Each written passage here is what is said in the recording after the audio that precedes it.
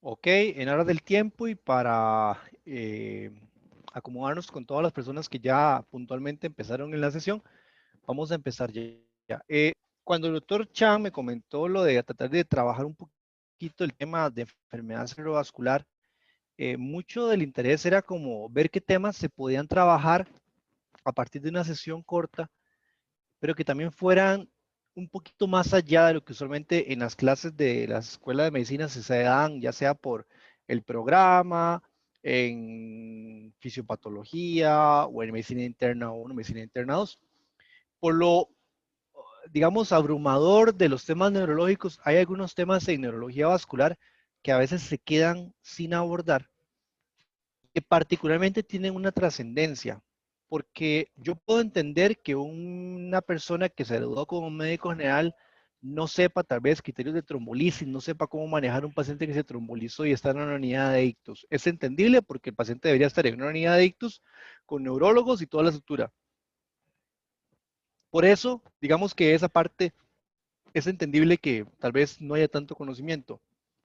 Pero decidí traer este tema porque este es un tema que yo creo que cualquier médico que se gradúa de cualquier universidad no puede aducir desconocimiento, porque probablemente es la condición médica que más fácil podemos diagnosticar y que tiene más sentido tratar tempranamente, porque esa es la única condición vascular donde podemos hacer una prevención primaria real. Bueno, secundaria, porque ya pasó un evento vascular, sin embargo, un evento vascular que no dejó lesión teóricamente. Eso es lo que vamos a ver.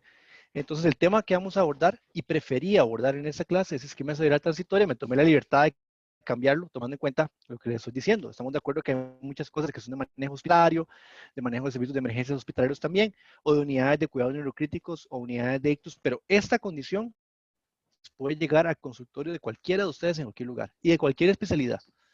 Entonces, con más razón, vamos a conversar un poquito de este tema, que además es un tema que desgraciadamente es muy olvidado. Ustedes se van a dar cuenta, y por lo menos en mi época, cuando yo fui estudiante de interno, esto era una condición que, no, señora, tranquila, váyase para la casa, ya le pasó, no, no, ni siquiera le hace ningún estudio, ya lo que le pasó es transitorio, por eso es transitorio, así que váyase, no tiene ninguna relevancia, y ya venía la señora ahí a la semana o las... Entonces, vean que es una condición que no solo es importante identificarla, sino es importante actuar. ¿Actuar cuándo? En el momento más pronto posible.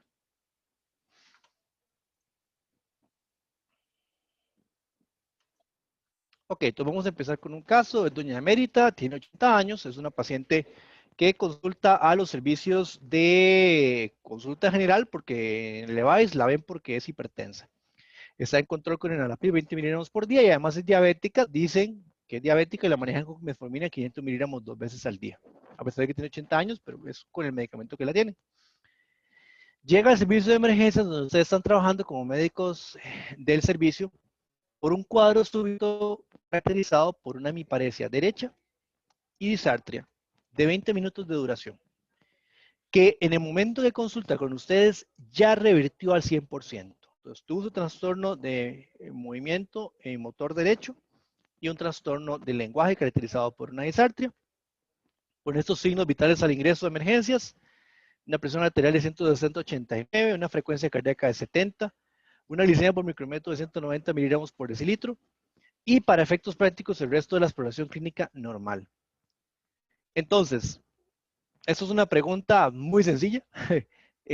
Quiero que tal vez alguien me pueda responder si se pueden conectar con el audio genial, si no, por lo menos a través del chat pueden poner la información. ¿Cuál de esas tres respuestas les parece que es la más adecuada?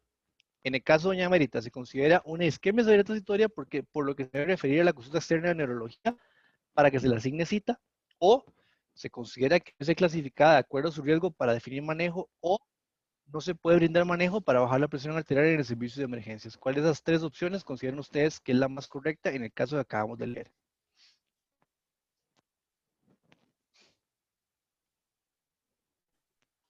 Buenas tardes, Adelante, ¿quién habla, perdón?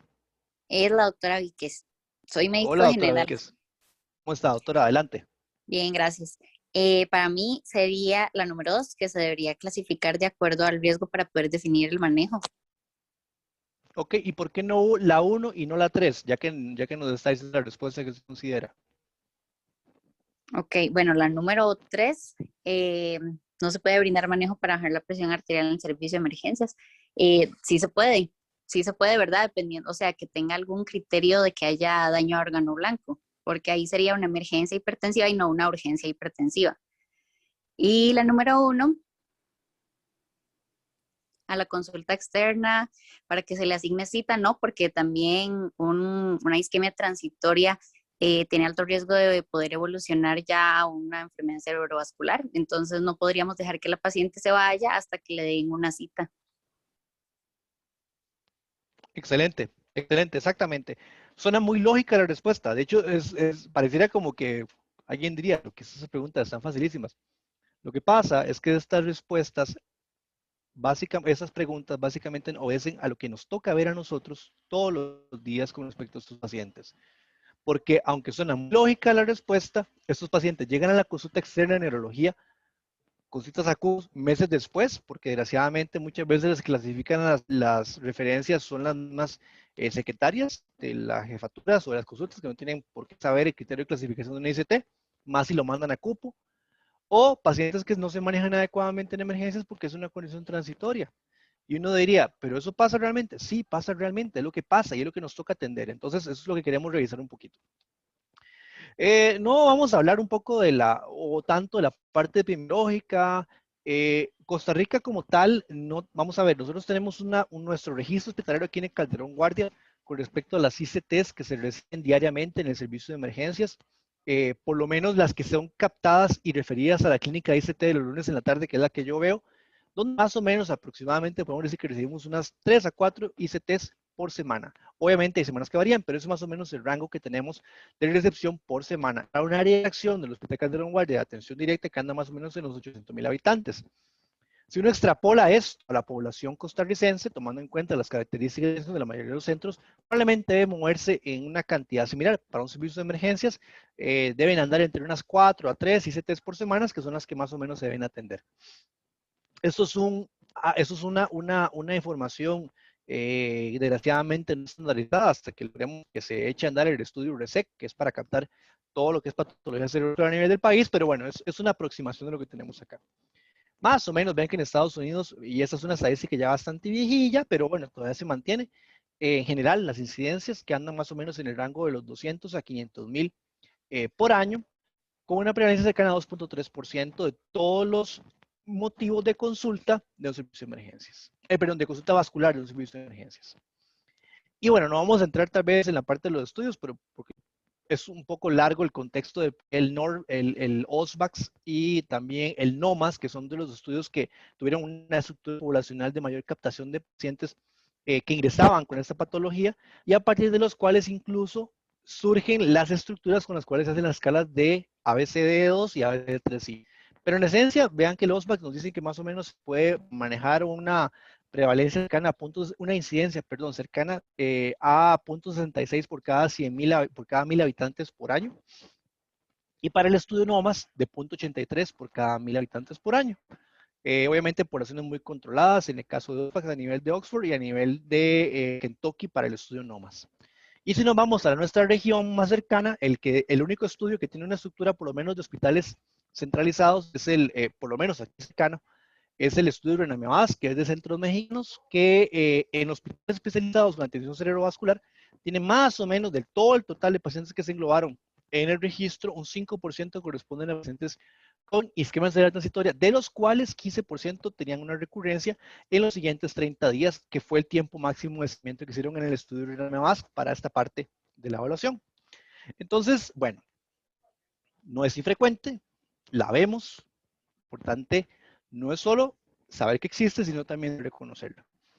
Ahora, ¿por qué es importante? Yo creo que si a cualquiera de ustedes le llega un paciente con una angina inestable al servicio de emergencias, para ustedes no es una duda si esto es una emergencia o no, o si el paciente tiene que quedarse en observación o no, o si el paciente tiene que hacerse una estratificación de riesgo o no. Para todos los que recibieron información médica, y probablemente también en otras áreas de la medicina, como la parte de tecnologías de emergencia, enfermería, se sabe que esta condición es de riesgo. ¿De qué? De que tenga un infarto agudo del miocardio. ¿Por qué? Porque hay una condición vascular que tiende o que tiene un alto riesgo de necrosis. Es exactamente el mismo contexto con el isquemia cerebral transitoria. Es una condición que tiene un mayor riesgo de progresión a un evento cerebrovascular y en los cuales algunas de las causas son completamente tratables en los primeros 14 días, que es el tiempo, digamos, de mayor capacidad terapéutica donde podemos intervenir con una eficiencia adecuada. Entonces vean que, por ejemplo, si nos vamos para atrás y nos ponemos a revisar registros de pacientes que ya fueron captados, que ya tuvieron su evento cerebrovascular, depende mucho de la estadística que uno revise, pero en el rango de 7 a 40% de esos pacientes ya habían tenido previamente una ICT. O sea, tuvieron un aviso en algún momento. Y volviendo a lo mismo, si vamos a la parte del NOMAS, 8.7% de los pacientes tuvieron esa ICT en los primeros 30 días antes del evento. Eso es muy importante recordarlo, porque son esos 30 días donde los márgenes terapéuticos y las clasificaciones de estratificación de riesgo tienen el mayor sentido. O sea, si yo tengo que clasificar a un paciente en una ICT en riesgo, los primeros 30 días son fundamentales. Y si yo tengo que hacer cambios terapéuticos para disminuir el riesgo, los primeros 30 días son fundamentales. Y el mayor tiempo que ustedes tienen que ir a la familia que esté vigilando son los primeros 30 días. O sea, es muy fácil acordarse esa cifra. Y, digamos, ya cuando uno se va viendo los pacientes que tuvieron una ICT que posteriormente evolucionaron a un evento isquémico, 50% tenían una etiología aterotrombótica. Por ende, la carga aterotrombótica es importante documentarla, sobre todo la extracraneal. Ahorita vamos a hablar de eso, pero es muy sencillo porque un ultrasonido de carótidas nos puede dar la respuesta más sencilla de cuál es la condición de mayor riesgo que tengo que tratar de prevenir. ¿Okay? Nada más un poquito, 17% de los pacientes tuvieron una ICT el mismo día en que tuvieron el evento cerebrovascular, 9% el día previo y 43% 7 días predictos. Esto es una revisión bastante viejita, de hecho, de los padres de la neurología vascular, el doctor Kaplan, donde nos habla más o menos cómo se da el comportamiento. Esto es algo que es más histórico que otra cosa, pero es importante saberlo porque a cierto punto las escalas de riesgo nos establece de acuerdo a la base de 2, cuál es el riesgo de recurrencia en los días siguientes al evento. Nada más para ver un poquito con respecto a lo que estaba hablando, si uno ve, por ejemplo, este par de estudios que son también viejitos, tanto la integración del OSVAS con el OSSP en términos de riesgo de recurrencia acumulativo después del ictus y el riesgo acumulativo de ICT después de un ictus leve. Vean que en realidad las curvas de Kaplan-Meier se parecen mucho o son muy similares de manera general hasta los 90 días en el contexto de eventos cerebrovascular menor y en el contexto de isquemia cerebral transitoria. Y si nos vamos al riesgo acumulado de ellos, hay discreto aumento en términos del riesgo de recurrencia, que llega hasta más o menos un 13% en el registro ODAX, que como les digo, es uno de los registros base que vamos a hablar ahorita cuando hablemos de la clasificación. Entonces, importante, ¿qué es una isquemia cerebral transitoria? Porque también aquí tenemos otro problema. A veces se refieren cosas que no son isquemias cerebrales transitorias.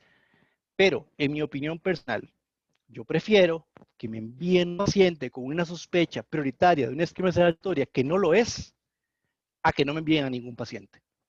Porque es más fácil para mí tratar de buscar si por la definición el paciente era o no era ICT, que estar pendiendo pacientes que sí pudieran haber tenido una ICT y que se pudieran haber beneficiado de diagnóstico y demás cosas. Entonces, ¿qué es una ICT? Básicamente, por la definición, si nos vamos a la definición de la OMS, esta es una definición bastante viejita, donde vean que la definición clásica incluía un episodio neurológico focal de etiología vascular, o sea, por un trastorno en la vasculatura, que resuelve menos de 24 horas. Pero 24 horas es, o sea, un rango de tiempo muy amplio. Era lo que la OMS nos decía hace mucho tiempo. Y usted lo ve en la primera publicación, de las primeras publicaciones de Stroke, donde se define el término. Esta definición tenía el problema de que nos daba retrasos en la intervención porque pasaba mucho tiempo, minimizaba el efecto o el riesgo de esta condición, no predice adecuadamente el riesgo que tenía la persona. Obviamente, para los 90 ya estaban empezando a surgir las ideas de la aplicación de trombolíticos. Entonces, un paciente que tenía un ICT de alto riesgo y que tenía riesgo de progresar a un evento isquémico, si yo lo mandaba para la casa y lo perdía porque era un riesgo alto, la probabilidad de que llegara como candidato para trombolisis era menor. Entonces, es una definición que no nos sirve. y que ustedes todavía van a ver por ahí en algún que otro libro, en otros estudios que todavía mantienen estas definiciones, no sé por qué, pero bueno, por ahí eventualmente la pueden ver. Entonces es bueno que la sepan porque existió en algún momento. ¿Qué no sé realmente o cuál es la definición actual? Bueno, es un episodio breve de difusión neurológica causado por una isquemia cerebral, focal o retiniana, ¿ok? Con una resolución completa de los síntomas en menos de una hora. Este asunto del tiempo se mantiene en términos, o sea, en términos de asignación de un intervalo de tiempo, pero lo más importante sigue siendo lo que viene a continuación, que es sin evidencia de infarto cerebral. El término de una hora lo usamos básicamente para lo que es la certificación con el ABCD2, pero vamos a ver, o sea, puede haber episodios de hasta 2 horas con resolución, incluso con difusiones negativas en la resonancia magnética. El punto es un trastorno neurológico focal secundario a un episodio de isquemia. Y es otra cosa más importante todavía. Cuando hablamos de déficit neurológico focal vascular, estamos hablando de un territorio que pueda explicar una alteración neurológica, o sea, una hemiparesia, una hemipoestesia, un trastorno del lenguaje focal como una disartria o una afasia transitoria, una hemianopsia, ¿ok? Son trastornos estructurales. Que el señor estaba desorientado y que no sabía quién era y que estaba como ido y que estaba medio somnoliento, eso no se explica por un territorio neurovascular, o sea, vamos a ver, existen otras posibilidades diagnósticas de episodios que pueden revertir, ahí podría ser una crisis convulsiva, un cuadro sincopal, una lipotimia, un trastorno electrolítico, pero el punto es un trastorno neurológico focal, o sea que yo puedo explicarlo porque el cierre de uno o varios, o la alteración de uno o varios vasos sanguíneos en un territorio específico me genera una alteración neurológica focal. Esta definición es más apropiada, ¿por qué? Porque me da un criterio de riesgo, me habla de que puede progresar, por eso es importante saber que esos pacientes tienen que clasificarlos, me va a estimular a hacer algo para certificarlos y a su vez me permite determinar más candidatos para abordajes adicionales. ¿Okay? Esto yo creo que vamos a ver, suena muy lógico hablar de esto. O sea, ¿por qué ocurre un esquema cerebral transitoria? Básicamente porque se da una interrupción del flujo sanguíneo en un territorio. ¿Por qué? Bueno, va a depender de la etiología. Si es enfermedad de pequeño vaso, porque el paciente ha estado hipertenso o es un paciente diabético de mal control y ya tiene, digamos, enfermedad de la microvasculatura con hiperenosis, los episodios transitorios de alteración microvascular pueden dar episodios en regiones, digamos, profundas de alteraciones semisensitivas o semicorporales, ¿ok? Porque la circulación profunda está afectada. Entonces, podría ser una etiología de pequeño vaso, sin llegar a infarto o porque tengo una placa aterosclerótica extra o intracraneal que genera por una trombosis transitoria, una disminución del flujo suficiente como para interrumpir el flujo a ese territorio respectivo. Esa etiología aterosclerótica. O porque tengo una fibrilación atrial que está tirando pequeños trombos y uno de esos genera una oclusión transitoria que posteriormente lisó el trombo. Entonces la etiología es cardioembólica. O sea, aquí el punto es la causa, idealmente tenemos que buscarla, pero es la interrupción del flujo lo que va a la sintomatología. Y es el hecho de que nunca sobrepasa el umbral de penumbra, o sea, inferior al umbral de penumbra, porque si lo sobrepasa ya estamos hablando de isquemia, aunque el paciente tenga revisión completa de los síntomas. Entonces, este es un dibujo clasiquísimo de los más viejitos que uno puede ver en cualquier presentación de enfermedad vascular cerebral en congresos y demás, es donde más o menos se va dando, digamos, cómo es la progresión. Si yo tengo una oclusión completa de un territorio, digamos, significativo, un gran vaso, en este caso la cerebral media de la región de M1 y M2. Entonces vean que para el minuto tenemos una zona más celestita que corresponde al área de hipoperfusión mayor, probablemente por debajo de los 40, 30 cc por cada 100 gramos de cerebro, y la porción más azulita corresponde a una zona de hipoperfusión menor, pero que en el caso de que se revierta o que se abra nuevamente el vaso, rápidamente se puede revascularizar y se puede perfundir a su estado previo. Conforme va pasando el tiempo, la zona de mayor oclusión va generando un core necrótico que ya no se recupera, un core isquémico que no se recupera, y este core isquémico va a ir creciendo. Vean que conforme el core isquémico va creciendo, va a haber una diferencia entre la zona de core isquémico, la zona de hipoperfusión severa y la zona de oligoemia. Esta diferencia entre la zona del core, o sea, la zona que ya se necrosó, y el resto de la zona de penumbra, que es la zona donde hay menos flujo, pero todavía hay funcionalidad neuronal, es lo que se va a conocer en términos de imagen, área de mismatch. ¿Ok? Lo vimos rápidamente en el tema de trombolisis, pero es la diferencia que hay entre la zona que no se revasculariza y la zona que se puede recuperar.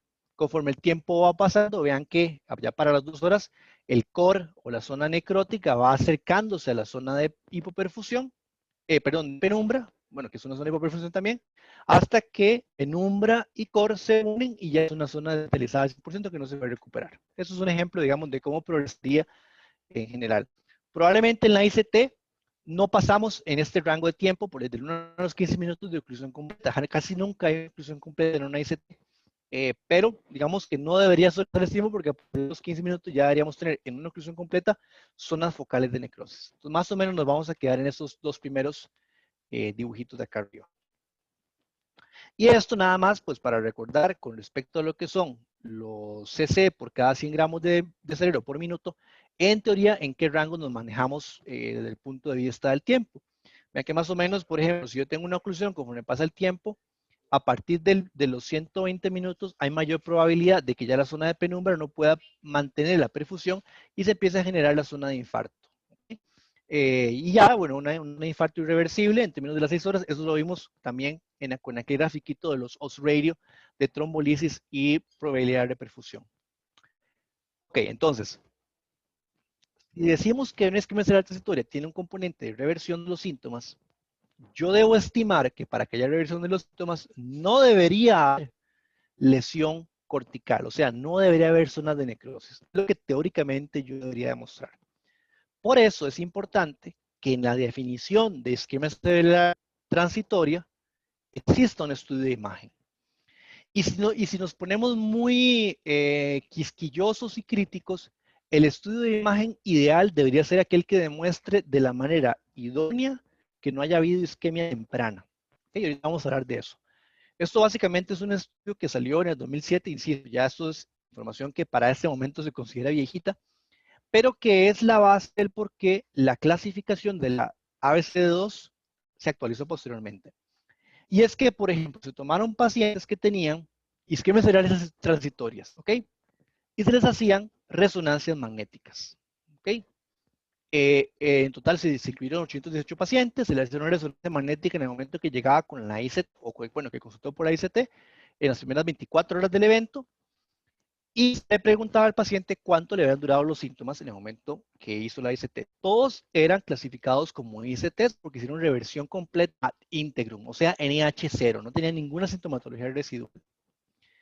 Y vean que cuando vemos a los pacientes que tenían los periodos de duración de los síntomas con reversión, porque hay pacientes que dicen, no, a mí me duró 3 horas y revertí al 100%.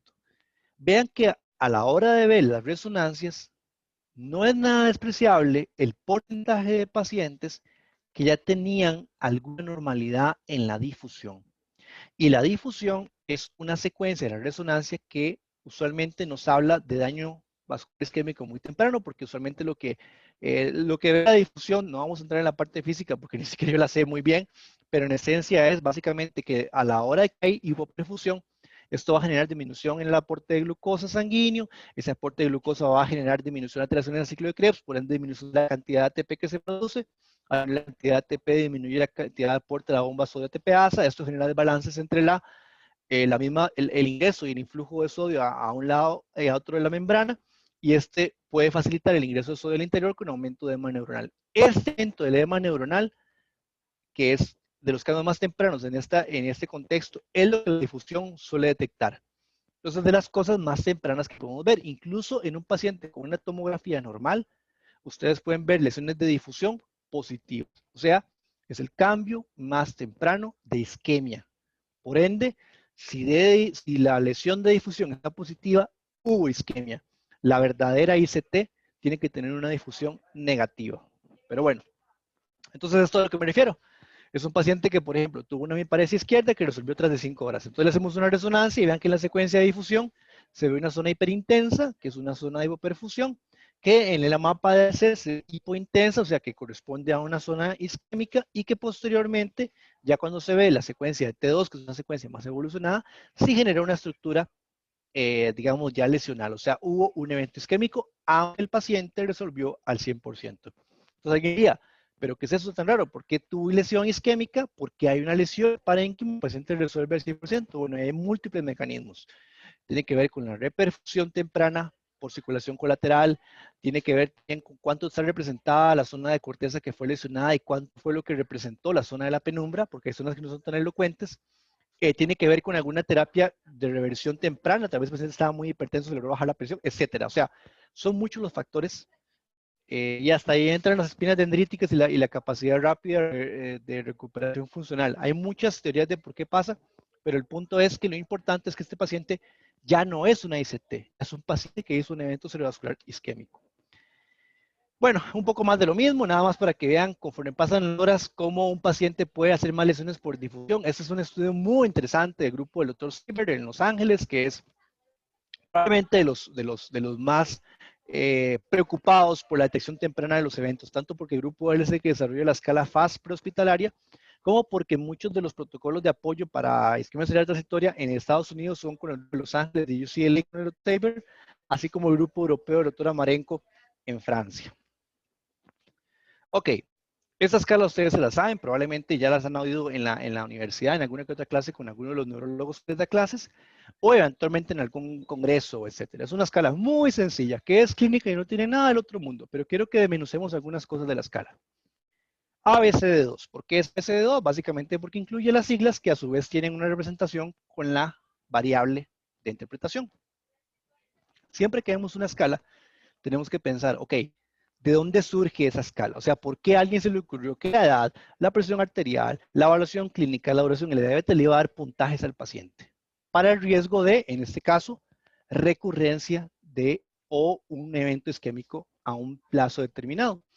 Bueno, porque a partir de estudios retrospectivos o eventualmente prospectivos, se vio que una variable o varias variables tenía mayor probabilidad de tener una asociación en el tiempo de esta condición. Y el análisis estadístico demostró que esta asociación era consistente en esa población y a la hora de aplicar en una población similar, o sea, hacer una validación externa a partir de una validación interna, se demostró que la capacidad de predicción de la escala era muy parecida. Entonces, toda escala que ustedes usen, el Apache, las escalas ahora que se usan para COVID, por ejemplo, los que están en unidades COVID, el ABCD2, etcétera, lo que ustedes quieran, debe tener teóricamente esa estructura. Son perfectas en sus sesgos. Hay pacientes que pueden tener una escala muy alta y no recurren, pacientes que tienen una escala muy baja y sí recurren. Bueno, para eso hay sensibilidades y especificidades determinadas para cada escala, pero es lo que tenemos, son herramientas de apoyo, ¿ok?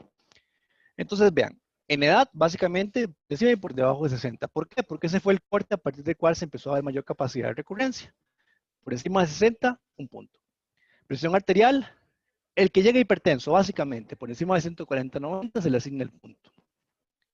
Clínica, vean que incluye clínicas predominantemente corticales. Si ustedes ven, aquí no se incluye la clínica retiniana, porque teóricamente la retiniana tiene bajo riesgo de recurrencia. Entonces, ni siquiera se incluyen en análisis. Pero entonces, tener un trastorno hemimotor le da 2 puntos, trastorno de lenguaje sin debilidad, 1 punto, y otros, ahí entraría, por ejemplo, una hemianopsia, una afasia, un trastorno muy sensitivo, le da 0 puntos. La duración probablemente es de los elementos más importantes, sobre todo para la predicción de lesiones positivas en difusión.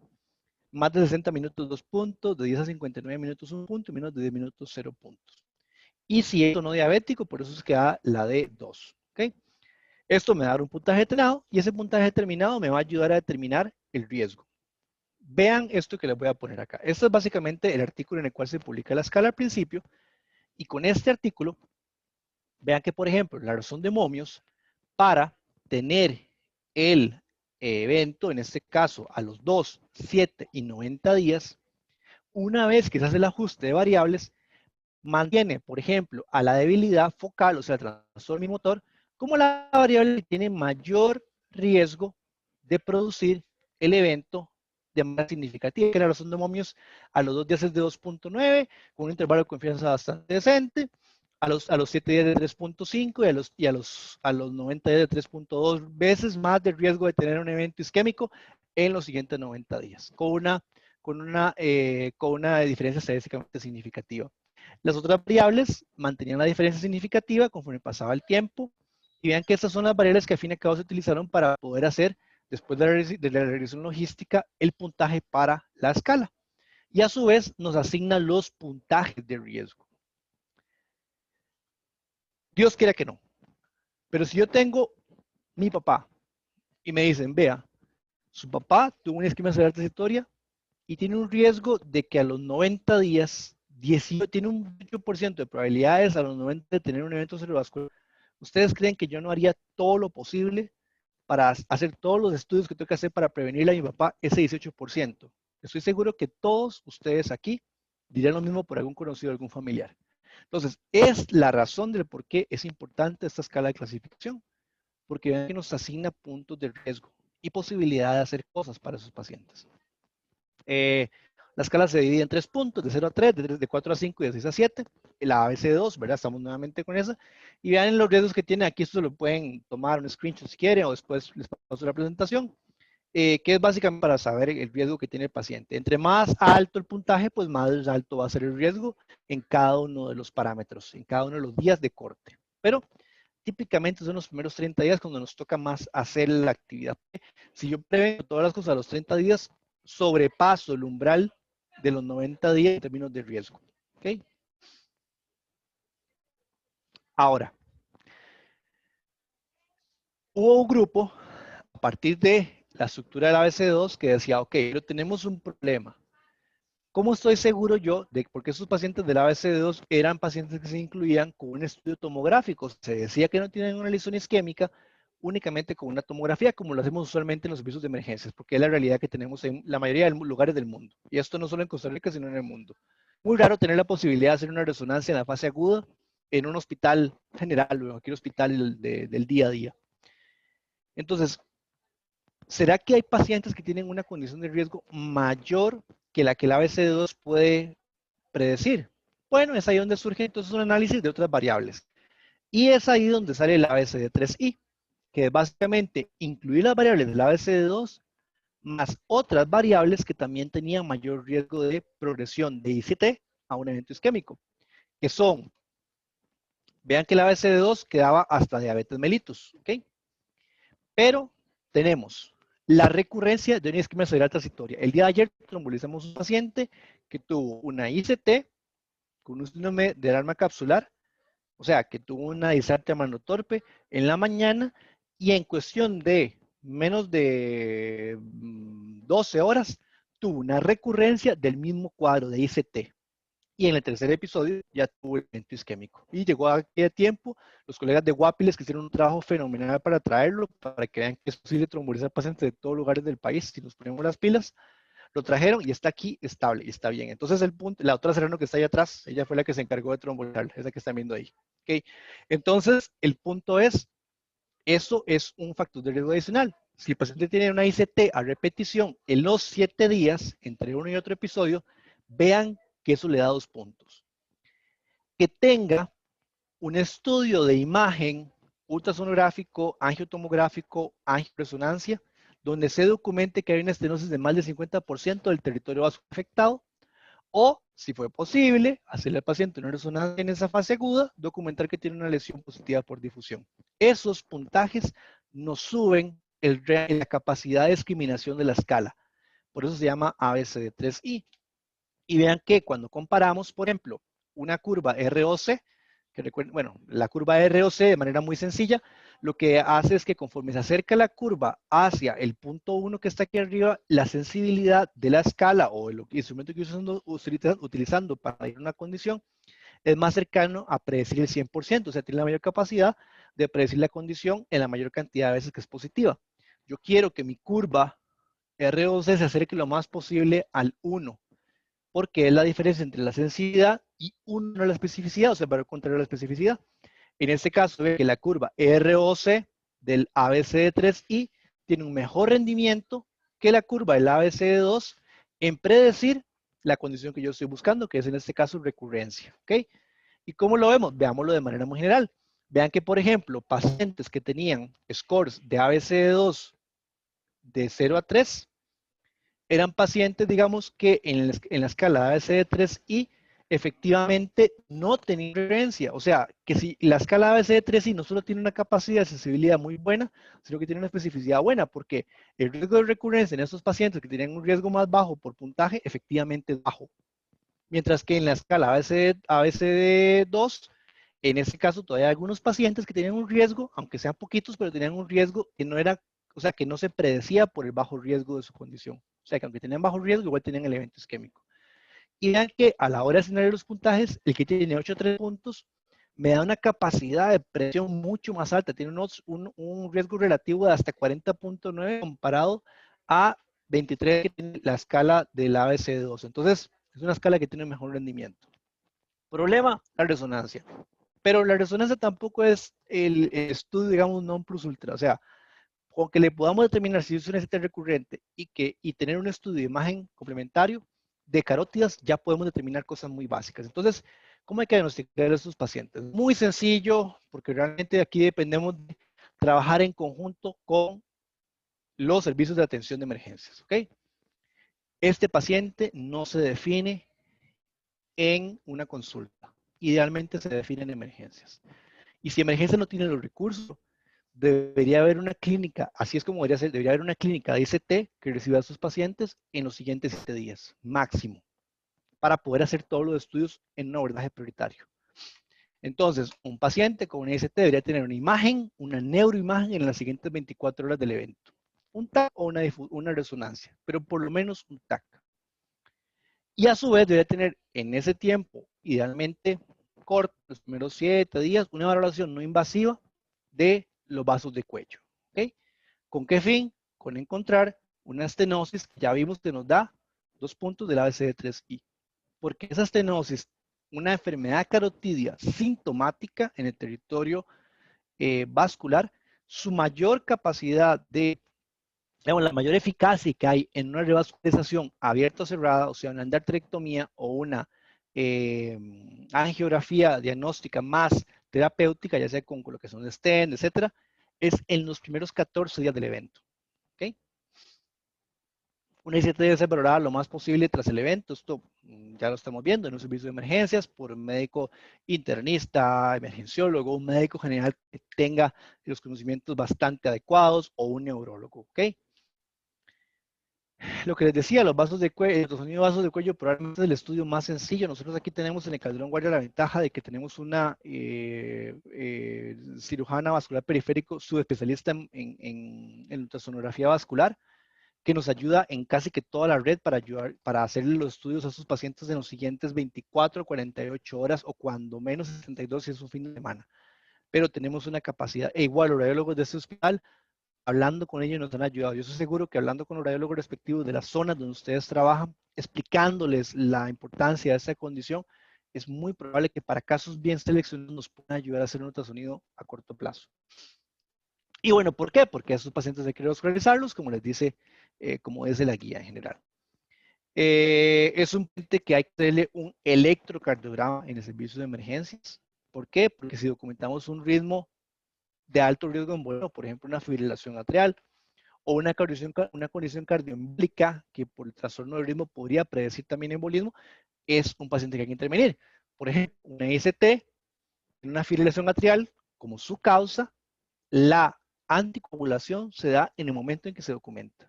La escala del 1, 3, 6, 12 de Diner, que es una escala que nos ayuda como a determinar en qué momento vamos a iniciar anticoagulación en un paciente que tuvo un evento vascular cerebral. El 1, o sea, el día 1 es el día en el que hizo la ICT del paciente. Se anticoagula en ese momento. ¿Con qué? Con la indicación terapéutica que ustedes tengan a mano. Por ahí vienen otros estudios adicionales. El ecocardiograma es un nivel 2A, nivel B. Probablemente ya para manejo ambulatorio es muy difícil que un paciente, por el volumen de trabajo que tienen los cardiólogos y por la plétora que hay en los servicios, que puedan tener un eco en la fase aguda. Sería genial. Pero si ustedes sospechan un alto riesgo cardioembólico, un paciente que, por ejemplo, es joven, hace una ICT, se documenta una cardiomegalia severa, hay datos de embolización distal, puede haber algún dato indirecto de una endocarditis. O sea, en esos pacientes probablemente sí se puede tratar de trabajar y conversar con los cardiólogos porque el eco sí puede ser clarificador en ese contexto. Laboratorios generales que estén hechos en los siguientes en los siguientes días. Esto, pues, a no ser que tenga una trombocitosis, una anemia muy severa, realmente no va a aportar gran cosa para las causas más claras o más clásicas. El perfil lipídico sí, porque en algún contexto, en la fase, en los siguientes días, nos puede ayudar a definir las terapias de mayor evidencia. Recuerden que existe un estudio que se llama, hace poco salió publicado, en el TST, que es un estudio que salió publicado en New England, donde nos habla de que los niveles terapéuticos para prevenir recurrencia en MS menor o en pacientes con IST es idealmente llevarlos con LDLs por debajo de 70. ¿Con cuál molécula? Con la estatina que ustedes puedan tener a mano, pero idealmente con niveles por debajo de 70. Entonces, esos pacientes deberían tener una terapia intensiva con el uso de estatinas si no tienen contraindicación.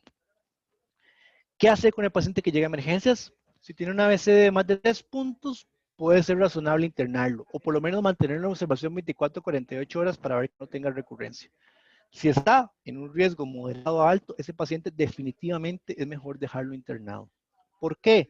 No tanto para la parte diagnóstica, sino para la parte de progresión. Recuerden que en la escala que vimos inicialmente, habíamos visto que esos son pacientes que pueden tener un riesgo de recurrencia a los 2, 7 y 14 días. Entonces, si hacen el ictus en las primeras 48 horas, es mejor que lo hagan en el hospital, porque podemos trombolizarlos si está en un centro de trombolisis en ese momento. ¿Okay? Eso es un algoritmo diagnóstico que estuvimos haciendo en algún momento, ya tal vez un poquito desactualizado, pero sirve para cosas muy básicas. Vean que, por ejemplo, a la hora de clasificarlos con los puntajes, nos manteníamos. Era de 0 a 3 puntos rápidamente, además de la terapia que les voy a decir ahorita. Se trataba de hacer toda la evaluación lo más pronto posible en una consulta a corto plazo en neurología, como la tenemos nosotros. O si era de un riesgo moderado, observar por 48 horas, haciéndole los estudios y hablándolo posteriormente si no había mayor riesgo a nivel aleatorio, más de 6 puntos, o sea, una escala de alto riesgo, ya un paciente que era mejor manejarlo en una unidad hospitalaria para valorar riesgo. Yo entiendo que por plétoras de servicios de emergencias, por las plétoras de los servicios de hospitalización, es muy difícil internar todos esos pacientes, pero vean que estamos hablando del riesgo de un evento isquémico. Y si estamos en un lugar donde hay unidad de ictus, ese lugar debería tener prioridad para poder internar a estos pacientes, al menos por un tiempo corto razonable. Ok, no voy a entrar en toda la parte terapéutica de todos los estudios, porque hay varias cosas que van a depender mucho de la etiología. O sea, si es un paciente hipertenso diabético que estaba mal controlado su hipertensión y su diabetes e hizo una ICT de pequeño vaso, lo lógico es optimizar su hipertensión y su diabetes porque es lo que va a descompensar la enfermedad de pequeño vaso. O sea, que la etiología me va a orientar al abordaje terapéutico. Básicamente, aquí hay una cosa muy interesante y es que los pacientes en los cuales se hace intervención de los factores de riesgo de manera intensiva, efectivamente en la recurrencia hay menor probabilidad de recurrencia de una manera bastante importante. Prácticamente vean que en este Kaplan-Meier el log rank del valor de P es significativo para los 90 días en recurrencia general. O sea, que efectivamente el hacer todas las terapias inmediatas en un paciente con IST, estatinas, agregación, identificación de los factores de riesgo por los cuales tuvo el IST, tienen un impacto positivo en la posibilidad de recurrencia. ¿Okay? Hipertensos, traten la hipertensión en la fase aguda. Por alguien dirá, es que doctor, ¿cómo le vamos a dar antihipertensivos en la fase aguda? Recuerde la penumbra. No, en el paciente con IST teóricamente no debería haber penumbra, porque no produjo lesión isquémica, no hay zona de necrosis, no hay zona teóricamente, a no ser que pues, la demostremos con un estudio de resonancia, pero la mayor probabilidad es que no la tenga. Entonces, trate la hipertensión a ese paciente. Optimice los antihipertensivos. Idealmente, ojalá no se vaya hipertenso de emergencias, o por lo menos que se vaya con un buen esquema. Y un seguimiento a corto plazo en el médico de cabecera que vea a este paciente. ¿Okay? Dilipidemias.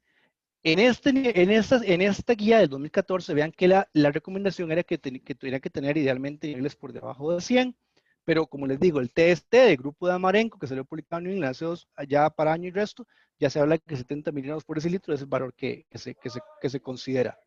En el caso de los diabéticos, glicosiladas por debajo de 6.7, o sea, un buen control de sus glicemias. Y pues, bajar de peso incierto, pero de todos modos sí desde el punto de vista metabólico positivo. Si se documentó una estenosis carotídea sintomática, más del 50%, perdón, más del 70% por ultrasonido, o más del 50% con dos estudios de alta capacidad diagnóstica, ultrasonido más angiotac o angioresonancia, se considera que la revascularización es la terapia de mayor eficacia en ese paciente. En el caso de aterosclerosis intracraniana, yo documento que tiene una estenosis intracraniana, por ejemplo, porque le hago una angiotaquia, que tiene una estenosis del 50%. Desgraciadamente, ahí es el tratamiento médico optimizado lo que más nos va a ayudar. En fibrilación atrial, la anticoagulación en el día 1, ¿con qué? Con lo que se tenga a mano. Si ustedes ven la regla de, no es el tema, pero por ejemplo, la regla de Hans Christopher Diener, el grupo de Diener para anticoagulación después de un evento clínico, ya sea ICT o un evento formal, habla de esta regla de 1, 3, 6, 12, de acuerdo al riesgo o la severidad del evento cerebrovascular.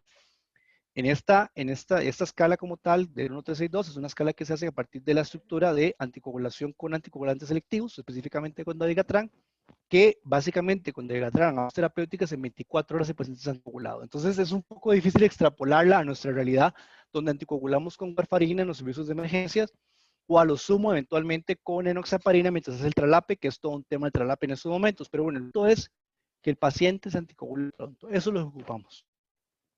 Hay todo un tema. En algún momento tal vez vamos a tener una clase específicamente de anticoagulación en enfermedad cerebrovascular, acerca de qué es lo mejor si un anticoagulante selectivo en pacientes que ya tuvieron lesión vascular, ya sea transitoria o formal, pero no vamos a entrar en ese tema. El punto es, identifiquen y anticoagulen. Es lo más importante. Viene otro tema, la antiagregación. Si no usa antiagregación, dale algún antiagregante. Eso es lo más importante. Viene la otra duda, digamos, monoterapia o terapia dual. Bueno, esto es todo un tema. No es parte de la clase tampoco, pero en teoría, si vemos el nivel de evidencia que hay, el estudio que explora esto de manera bien estructurada, porque antes de eso estaba Capri y otros que estaban haciendo una evaluación indirecta, pero el estudio formal con una estructura prospectiva, aleatorizada de un ensayo científico, a grosso modo y el más grande, fue primero el CHANCE, que es el que hace que en el metaanálisis de doble integración se vaya hacia la intervención de doble integración. Entonces, en ese estudio se documenta que sí, que darle doble integración a sus pacientes con una isquemia cerebral transitoria o un evento menor tiene más beneficio que darle monoterapia. ¿Por cuánto tiempo? El CHANCE lo extiende hasta 90 días. Luego llega otro estudio que lo que viene a hacer es básicamente hacer lo mismo que hace el CHANCE, pero el CHANCE tuvo la particularidad que fue en población asiática. Entonces, extrapolar el CHANCE a población caucásica. Entonces, este estudio se encuentra básicamente que sí, que efectivamente la doble integración en prevención de recurrencia es mejor. Sin embargo, el point lo que dice es que el tiempo terapéutico de mayor efecto terapéutico de la redundancia son los primeros 30 días. Después de los 30 días, el riesgo de sangrado en términos de perfil de seguridad empieza a ser un poco mayor. Por ende, queda criterio, de acuerdo a lo que la guía del 2014 estaba diciendo, si yo llevaba al paciente a 90 a 30 días. Probablemente un paciente que tenga alto riesgo de sangrado, porque ha sangrado antes, porque tenía tal vez plaquetopenia, porque tiene enfermedad renal crónica o hepática, o porque ha tenido un sangrado digestivo alto, o muy añoso, a este paciente probablemente tiene más sentido extender la antiagregación a los 90 días. Y después, a los 30 días, perdón, a los 90 días la gente de menor riesgo. Sin embargo, la tendencia ahora, incluso lo que salió a partir del Congreso Americano de este año, en una disertación muy interesante que hicieron entre los investigadores principales de algunos de estos estudios, es mantenernos en los primeros 30 días de doble agregación y luego se mantiene con monoterapia con cualquiera de las dos. Ninguna es superior a la otra. Sale también otro estudio por ahí que no vamos a comentarlo, pero también viene otra molécula que se viene a sumar a la doble integración, es el decarilol más aspirina, que en realidad lo único que viene a agregar es que en pacientes que tienen ICT o eventos menores en los cuales se documenta que además hay enfermedad aterosclerótica que eventualmente es sintomática o que puede ser la causa, tal vez la doble integración con ticagrelol viene a sumar un poco más que con solo aspirina. Pero sin embargo, esto es a partir solo de un estudio, entonces no se va a poder extrapolar en este momento. La ST es una emergencia y como emergencia tiene que manejarse con un contexto de prioridad. Es importante mayor riesgo, ya sea que se interne o se monitorice, porque ese paciente que tiene más riesgo de hacer un evento isquémico. No es bueno pensar que un ICT se tiene que ingresar sin hacer los estudios. Sé que hay emergencias, lo de COVID nos ha venido a destrozar desgraciadamente los esquemas de trabajo de muchos lugares, pero sigue siendo una condición de alto riesgo. Más si un paciente tiene un ICT que va en avance, o sea, que viene con alto riesgo de recurrencia o con una fibrilación atrial. Ese paciente hay que intervenir, hay que hacerle algo. Los estudios por ICT deberían hacerse idealmente en las primeras 24 horas, por lo menos, o de manera prioritaria en alguna clínica que pueda manejar esto, una clínica de ICT o con los neurólogos respectivos del área para que el paciente no quede a largo tiempo. Y si no hay neurólogos, medicina interna. Y si no hay medicina interna, un médico general que tenga una buena integración de esta información. Esto no es un requisito únicamente para neurólogos. Y el control de los factores de riesgo sigue siendo la mayor consideración para prevención secundaria con todos esos factores que les estoy diciendo. Y pues es importante saber que el estudio de mayor capacidad funcional para enquimatosa sigue siendo la resonancia con una secuencia de WI para poder garantizar si hubo o no una lesión formal. Entonces no sé si hay alguna pregunta, alguna duda. Sé que este es un tema poco esperable a lo que ustedes tal vez tenían en mente en una clase de hoy, pero insisto que me pareció un tema que insisto que puede ser relevante para efectos eh, para efectos de evaluación y de integración en lo que ustedes van a hacer como médicos generales y como médicos especialistas, porque eso no está exento solo a médicos de la neurología o las neurociencias.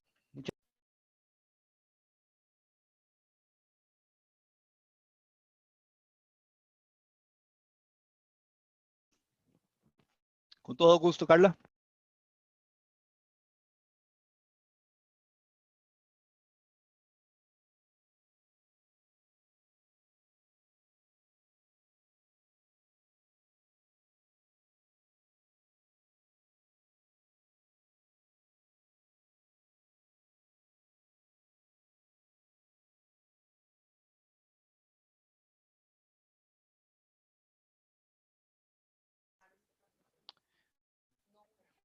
Bueno, si no hay ninguna otra duda, me pongo también a sus órdenes para cualquier duda que tengan adicional en el correo, eventualmente.